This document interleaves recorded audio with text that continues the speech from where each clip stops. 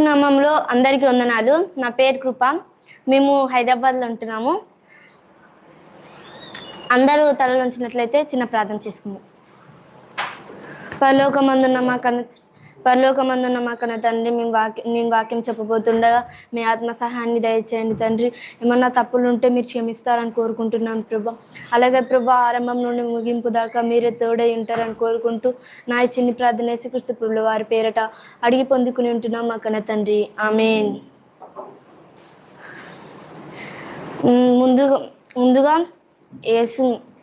ముందుగా మనం సృష్టికర్త భూమి ఆకాశములు నిర్మించిన మనందరి దేవునికి యేసుక్రీస్తు ప్రభుల వారి ద్వారా పరిశుద్ధాత్మ సహాయంతో కృతజ్ఞత స్తుతులు చెల్లించుచున్నాను. అదేవిధంగా కూడి వచ్చిన మీ అందరికీ నా వందనములు క్రీస్తు యేసు పేరట నా వందనములు తెలియజేస్తున్నాను. మనం ఒక విషయం గురించి తెలుసుకుందాం. అదే 2 అక్షరాల పదం. మనం పుట్టినప్పటి నుండి మరణించే వరకు ఎక్కువ సార్లు మాట్లాడుతున్న పదం కూడా అదేంటంటే మీరు చెప్పగలరా? అదేంటి? అదే ఆ 2 అక్షరాల పదం ప్రేమ. మనం పుట్టినప్పటి నుండి మరణించే వరకు ఎక్కువ సార్లు మాట్లాడతాం. అదే ప్రేమ. అసలు మనం ప్రేమ గురించి 3 పాయింట్స్ తెలుసుకున్నట్లయితే, మొదటిది ప్రేమ అంటే ఏమిటి, రెండోది ప్రేమించడం ఎలా, మూడోది ప్రేమను గుర్తించడం ఎలా. మొదటగా మనం ప్రేమించడం ఎలాగో తెలుసుకున్నట్లయితే, 1 యోహాను 4:8 చదవండి. దేవుడు ప్రేమ స్వరూపి. అక్కడ ఒకటే అని అంకి ఉంటుంది. ఫుట్ నోట్లో చూడగలిగితే దేవుడు ప్రేమ అయి ఉన్నాడు. ఇప్పుడు ప్రేమ అంటే దేవుడు ప్రేమ అయి ఉన్నాడు. ఇప్పుడు ప్రేమ అంటే ఏంటి? దేవుడు అంటే ఏంటి? ప్రేమ. కానీ అలా చెప్తే ఈ లోకానికి అర్థం కాదు. ఈ లోకానికి అర్థం అవ్వాలి. దేవుడు ప్రేమ అంటే దేవుడు అంటే ప్రేమ అంటే ఈ లోకానికి అర్థం కాదు. ఈ లోకానికి అర్థం కావాలంటే అసలు మనం దేవుడు అంటే ప్రేమ అని ఎందుకు అంటున్నాం? మన శాశ్వత మేలు కోరేవాడు. ఈ లోకానికి అర్థం కావాలంటే నిత్యం నిరంతరం శాంతి సమాధానాలతో నువ్వు హ్యాపీగా ఉండాలని కోరుకునేవాడే దేవుడు. ఇదే ప్రేమ. ప్రేమ అంటే ఏమిటో మీకు అర్థమైందా? యుగాలు తరతరాలు నిన్ను హ్యాపీగా బ్రతికేలా మలచటమే ప్రేమ, మార్చటమే ప్రేమ. ప్రేమ అంటే ఏంటో మీకు అర్థమైంది అనుకుంటున్నా. ఇదే ప్రేమించటం. ఇప్పుడు ప్రేమించడం ఎలా? మొదటి పాయింట్ మీకు అర్థమైందా? ప్రేమించడం ఎలా అంటే ఇప్పుడు రెండో పాయింట్, ప్రేమించడం ఎలా అంటే ఈ లోకాన్ని అడిగితే ఏం చేస్తారు? సపోజ్ ఒక అబ్బాయి ఒక అమ్మాయి దగ్గరికి వచ్చి ఏమంటాడు? చాక్లెట్లు ఇప్పిస్తే ప్రేమ, 5 స్టార్లు ఇప్పిస్తే ప్రేమ, డైరీ మిల్క్ ఇస్తే ప్రేమ, బట్టలు కొనిపిస్తే ప్రేమ, కార్లు ఇప్పిస్తే ప్రేమ, ఇంకా స్కూటీర్లు ఇప్పిస్తే ప్రేమ, ఫ్లవర్లు ఇప్పిస్తే ప్రేమ అంటున్నారు. ఇదా ప్రేమ? ఇంకేం చెప్తారు? నువ్వు నవ్వితే అందంగా ఉంటావు, నువ్వు నవ్వితే దేవతలా ఉంటావు అని చెప్తారు. ఇవన్నీ ఇస్తున్నా ఇలా చెప్తున్నానంటే ఇదే ప్రేమ అంటున్నాడు.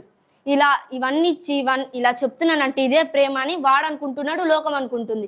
ఇది ప్రేమ కానే కాదు. అసలు ప్రేమించడం ఎలానో మనం తెలుసుకున్నట్లయితే, ప్రేమ అంటే ఏంటి? దేవుడు. ప్రేమ అంటే దేవుడు అన్నప్పుడు ప్రేమించడం ఎలాగో కూడా దేవుడిని అడిగే మనం తెలుసుకుందాం.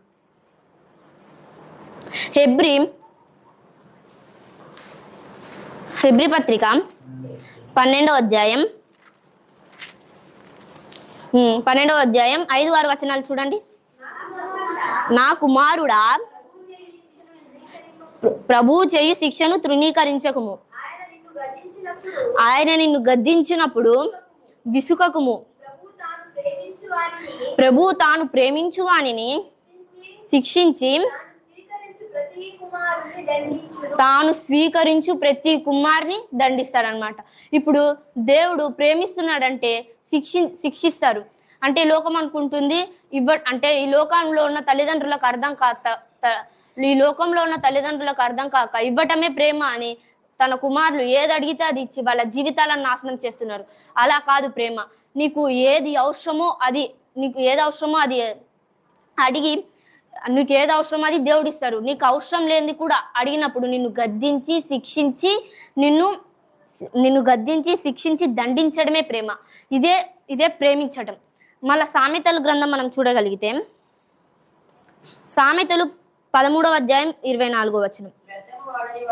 బెత్తము వాడని వాడు తన కుమారునికి విరోధి, కుమారుని ప్రేమించువాడు వానిని శిక్షించును. కుమారుని ప్రేమించేవాడు ఏం చేస్తాడంట? శిక్షిస్తాడంట. కుమారుని ప్రేమించి తనని అంటే తన మేలు కోరి తనని శిక్షించే వాడే తండ్రి. తనకి కోరుకున్నది ఇచ్చేవాడు కాదు తండ్రి. తన మేలు కోరి తనకు అవసరమైంది ఇచ్చి తనకు అవసరం లేని కూడా అడుగుతున్నాడంటే తనని శిక్షించి గద్దించి దండించడమే ప్రేమ. ఇదే ప్రేమించడం. ప్రేమించడం ఎలాగో అర్థమైందా మీకు?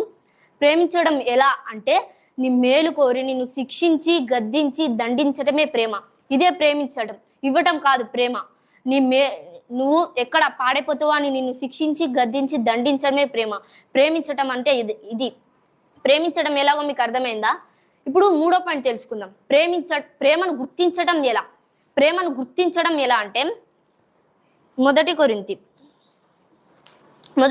13వ అధ్యాయం 1 నుంచి చదవగలిగితే, మనుషుల భాషలతోనూ దేవదూతల భాషలతోనూ నేను మాట్లాడినను ప్రేమ లేని వాడనైతే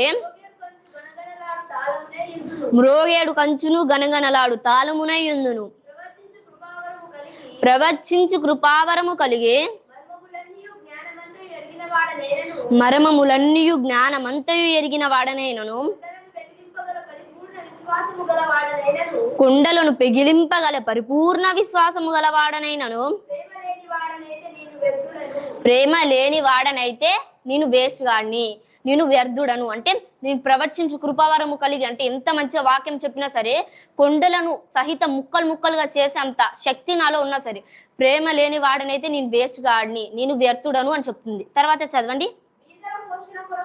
బీదల పోషణ కొరకు నా ఆస్తి అంతయు ఇచ్చినను,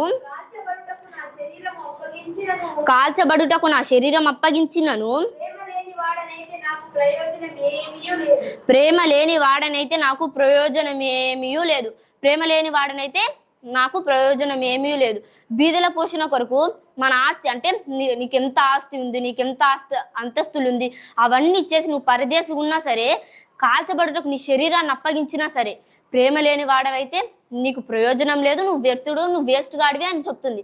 లోకం ఏం చెప్తుంది? ఇవ్వటంలోనే ఉంది ప్రేమ అని లోకం చెప్తుంది. కానీ బైబిల్ ఏం చెప్తుంది? ఎంత ఇచ్చినా సరే నీకు ప్రేమ లేకపోతే నువ్వు వేస్ట్, నువ్వు వ్యర్థుడవు అని బైబిల్ చెప్తుంది. తర్వాత చదవండి. ప్రేమ ఏం చేస్తుందంట? దీర్ఘకాలం సహించును. ప్రేమ స్కూటర్లు కొనిపించును, ప్రేమ కార్లు కొనిపించును, ప్రేమ బట్టలు ఇప్పించును, ప్రేమ ఫ్లవర్లు ఇచ్చును అని ఏమన్నా ఉందా? ప్రేమ దీర్ఘకాలం సహించును. అంటే ఇప్పుడు ప్రేమను గుర్తించడం ఎలా అంటే, ఇప్పుడు మన తల్లిదండ్రులు మనల్ని శిక్షిస్తారు. వాళ్ళ తల్లిదండ్రులు మనల్ని శిక్షించినప్పుడు ఎందుకు శిక్షిస్తున్నారు మనల్ని అని వాళ్ళ మీద మనం కోపం తెచ్చుకోకుండా, వాళ్ళు నన్ను శిక్షిస్తున్నారంటే అది నా మేలుకే, అది నా మంచికే అని తిరిగి మనం ప్రేమను గుర్తించే వారిలా ఉండాలి. సపోజ్ కొంతమంది తల్లిదండ్రులు ఉంటారు, వాళ్ళ కుమారులు సరైన మార్గంలోనే, అంటే కరెక్ట్ అయిన మార్గంలోనే వెళ్తారు, కానీ వాళ్ళ మీద అధిక ప్రేమ, అంటే ఎక్కువ ప్రేమతో వాళ్ళను శిక్షించడం, గద్దించడం, దండించడం చేసినప్పుడు ఏంట్రా నా మీద చాదస్తం అని అనుకోకుండా తిరిగి వాళ్ళని మనం, అయ్యో నా తండ్రి ఇలా నన్ను శిక్షిస్తున్నాడంటే నా మీద ఎంత ప్రేమ, నా మీద ఇంత ప్రేమ ఉన్నారు కాబట్టి నా తండ్రి నన్ను శిక్షిస్తున్నాడని తిరిగి వాళ్ళ ప్రేమను మనం గుర్తించే వారిలా ఉండాలి.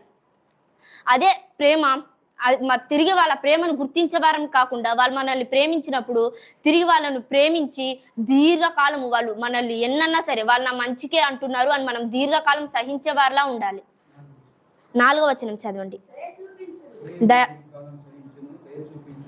దయ చూపించును, ప్రేమ మస్తరపడదు అంటే కుళ్ళు, అంటే మనకు అర్థం కావాలంటే కళ్ళుమంట అంటే ఎవ్వరు బాగుండకూడదు, నేనే బాగుండాలి అని కళ్ళుమంట ఉంటది. అట్లా ప్రేమ కళ్ళుమంట పడదంట. తర్వాత ప్రేమ డంబముగా ప్రవర్తించదు. అంటే అంటే నేనే గొప్ప, అంటే ఎవ్వరు నా ముందు పోల్చుకుంటే అందరు వేస్ట్, నేనే అందరికన్నా గొప్ప అని ప్రేమ అనుకోదంట. తర్వాత అది ఉప్పొంగదు,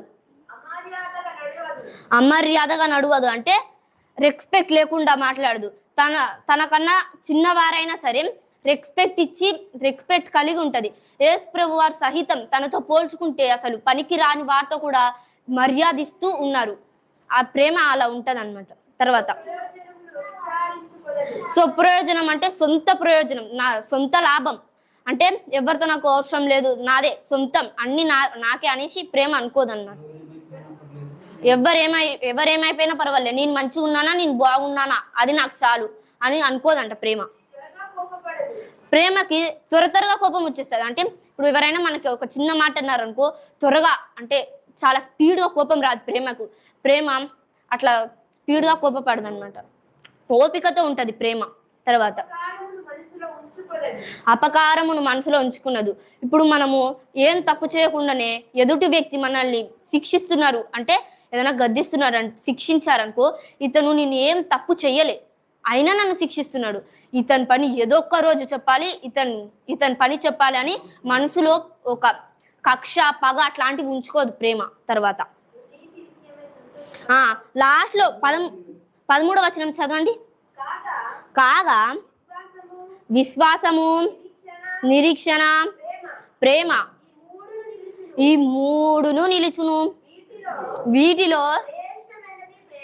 శ్రేష్టమైనది ప్రేమయే. చూసారా, విశ్వాసం కన్నా నిరీక్షణ కన్నా శ్రేష్టమైనది ప్రేమయే. ప్రేమించడం ఎలాగో తెలిసిందా మనకు? తల్లిదండ్రులు మనల్ని శిక్షించినప్పుడు మనం ఇలా ఎందుకురా నా మీద ఇంత చాదస్తమా అని అనుకోకుండా తిరిగి వాళ్ళని ప్రేమించేలా ఉండాలి, ప్రేమను గుర్తించేలా ఉండాలి. కొంతమంది కుమార్తెలకు తెలియదు, వాళ్ళ తల్లిదండ్రులు శిక్షించినప్పుడు ఏంది నన్ను శిక్షిస్తున్నారని ఇంట్లోకి వెళ్ళి పారిపోవడానికి ట్రై చేస్తారు, పారిపోతారు కూడా. మళ్ళా తండ్రి వాళ్ళు ఏదైనా తప్పు పని చేసినప్పుడు శిక్షించాలి అన్న కొంచెం భయపడుతూ ఉంటారు. అయ్యో నా కుమారుని వాళ్ళు తప్పు పని చేసినా సరే శిక్షించాలంటే కొంచెం భయపడుతుంటారు, నా కుమారుడు ఎలా మళ్ళా వెళ్ళిపోతాడో అని కొంచెం భయపడుతూ ఉంటారు. కానీ మనం అలా ఉండకూడదు. వాళ్ళు మనల్ని ఎందుకు శిక్షిస్తారు? మన మంచికే కదా. మనం మేలు కోరి మనం మంచిగా ఉండాలి, మనం మంచిగా ఉండాలని వాళ్ళు శిక్షిస్తారు. వాళ్ళకి చాలా పనులు ఉంటాయి, ఆ పనులన్నీ వదిలేసి మనతో ఇలా మనల్ని శిక్షిస్తున్నారంటే మనం మంచిగా బ్రతకాలని, మన భవిష్యత్ బాగుండాలి, మనం మంచిగా ఉండాలని వాళ్ళు కదా మనల్ని శిక్షిస్తున్నారు. కాబట్టి వాళ్ళు మనల్ని శిక్షించినప్పుడు, గద్దించినప్పుడు, దండించినప్పుడు వాళ్ళ ప్రేమను మనం గుర్తించి తిరిగి వాళ్ళని ప్రేమించేలాగా నువ్వు, నేను, మనము అందరం ఉండాలని కోరుకుంటూ ఈ నా మాటలు ముగిస్తున్నాను. అందరు తలలు వంచినట్లయితే చిన్న ప్రార్థన చేసుకున్నాం. పరలోకమందున్న మా కన్న తండ్రి, మేము ప్రేమ గురించి తెలుసుకున్నాం ప్రభా. మేము ప్రేమను గుర్తించి తిరిగి మేము ప్రేమించే వారిలా ఉన్నాం, మీ సహాయాన్ని దయచేస్తారని కోరుకుంటున్నాం ప్రభా. అలాగే ప్రభా, నేను చెప్పిన మీ మాటలలో ఏదైనా తప్పిదమ్ములు ఉంటే మీరు క్షమిస్తారని కోరుకుంటున్నాను ప్రభా. అలాగే ప్రభా, ఆరంభం నుండి ముగింపు దాకా మీరే తోడై ఉంటారని కోరుకుంటూ నా ఈ చిన్ని ప్రార్థన యేసుక్రీస్తు ప్రభువుల వారి పేరట అడిగి పొందుకుంటున్నాం మా కన్న తండ్రి, ఆమేన్.